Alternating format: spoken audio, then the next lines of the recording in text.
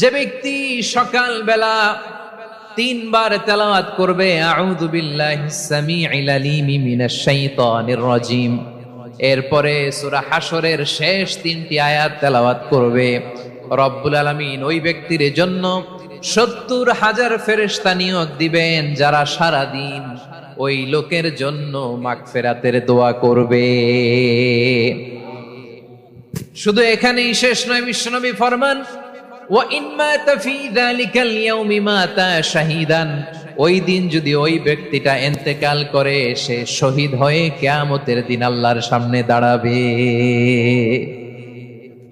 সকালবেলা যদি পড়েন তিনবার আউযু বিল্লাহিস সামিউল আলিম মিনাশ শাইতানির রাজিম তিনবার পড়ে সূরা হাশরের শেষ তিন আয়াত যদি তেলাওয়াত করেন, তাহলে আপনার জন্য আল্লাহ তাআলা ৭০,০০০ ফেরেশতা নিয়োগ করবে। সারা দিন তারা আপনার জন্য মাগফিরাতের দোয়া করবে, আর ওই দিন ইন্তেকাল করলে আল্লাহ তাআলা শহীদ হিসেবে আপনাকে কিয়ামতের দিন দাঁড় করাবে। সুবহানাল্লাহ, এত আস্তে। আবার সন্ধ্যাবেলায় যদি পড়েন, সারা রাতের জন্য ৭০,০০০ ফেরেশতা মাগফিরাতের দোয়া করবে। ওই রাতে মারা গেলে শাহাদাতের মৃত্যু নসিব হয়ে